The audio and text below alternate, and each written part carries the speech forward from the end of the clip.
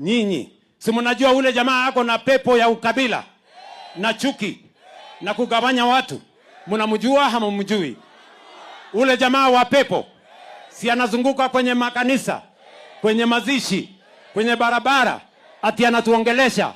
Mtu mwenye ako na pepo ya ukabila na chuki na kisirani anatuambia nini kama Wakenya? Mtu ambaye ameenda kwa kitanda ya ndugu yake ambaye alikuwa anakufa, anaenda kumanipulate will ya ndugu yake ili awanyang'anye wajane na mayatima mali yao. Mtu ambaye ameenda akatia mimba mtoto mwenye yako umri ya mtoto yake, alafu akachukua huyo mtoto akamuua, anatuambia nini? Huyo ni mtu ya kuongoza mahali popote? Huyo ni mtu ya kuongoza jamii yoyote?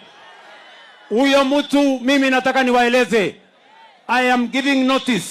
Sijui kama tunaelewana. Tunaelewana? You cannot mislead this nation.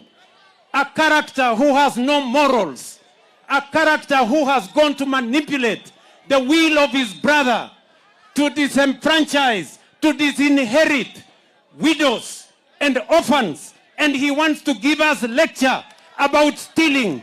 You cold-blooded thief, you cold-blooded thief, stealing from your own brother, stealing from orphans, stealing from widows. You want to give us a lecture? Unazunguka kwa makanisa, unazunguka kwa barabara, unazunguka kwa mazishi, ate unatuongelesha kitu gani?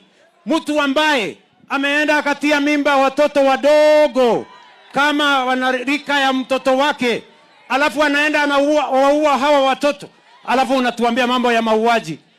You cold-blooded murderer, heartless character. You want to tell us, you want to mislead our nation. We will not allow you to mislead any community. We will not allow you to mislead anybody in Kenya. You are not going to be anything.